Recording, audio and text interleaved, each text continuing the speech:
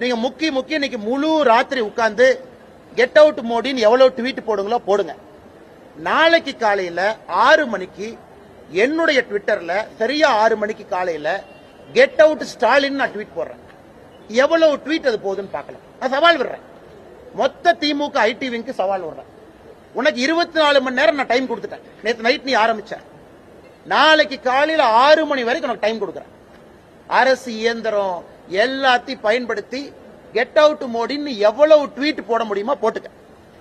நாளைக்கு காலையில 6 மணிக்கு நான் ஆரம்பிக்கிறேன். என்னுடைய முகநூல்ல இருந்து கெட் அவுட் ஸ்டாலின், தமிழ்நாட்டிலிருந்து ஸ்டாலின் வெளியே போ, ஆட்சி செய்ய தெரியல, சட்டம் ஒழுங்க பாதுகாக்க முடியல, எங்கள் வீட்டில் இருக்கக்கூடிய குழந்தைகளுக்கு பாதுகாப்பு இல்ல, தரமான எந்த ஒரு வசதியும் இல்ல, அதனால ஸ்டாலின் அவர்களே நீங்களும் தமிழ்நாட்டை விட்டு வெளியேறுங்கன்னு நாளைக்கு காலையில 6 மணிக்கு என்னுடைய முகநூல்ல கெட் அவுட் ஸ்டாலின் ஆரம்பிக்கிறேன்.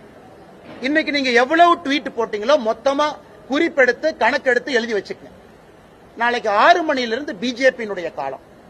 நாங்க எவ்வளவு போடுறோம் குறிப்பெடுத்து கணக்கு பார்த்து நீ போடுற ட்வீட்டுக்கும் பாரதிய ஜனதா கட்சியினுடைய தொண்டர்கள் பொதுமக்கள் போடுற ட்வீட்டுக்கும் எவ்வளவு வித்தியாசம் இருக்கு. நாளானைக்கு காலையில் இந்த பஞ்சாயத்தை முடிவு கொண்டு வரலாம். இன்னைக்கு ஒரு நாள் உனக்கு கொடுத்துட்டேன், திமுக காரங்களுக்கு கொடுத்தாச்சு, எவ்வளவு வேணுமோ போட்டுக்க. நாளைக்கு எங்களோட நாள், நாளைக்கு எங்களோட நாள். காலையில 6 மணிக்கு நான் ஆரம்பிக்கிறேன் கெட் அவுட் ஸ்டாலின். நீ முழு இந்தியாவும் சேர்ந்து எங்களை விட அதிகமா நீ ட்வீட் போட்டு காமிச்சு சவால் விடுறேன். ஏன்னா நம்முடைய அரசியல் இப்படித்தாங்க இருக்கும். யாரையும் பயந்து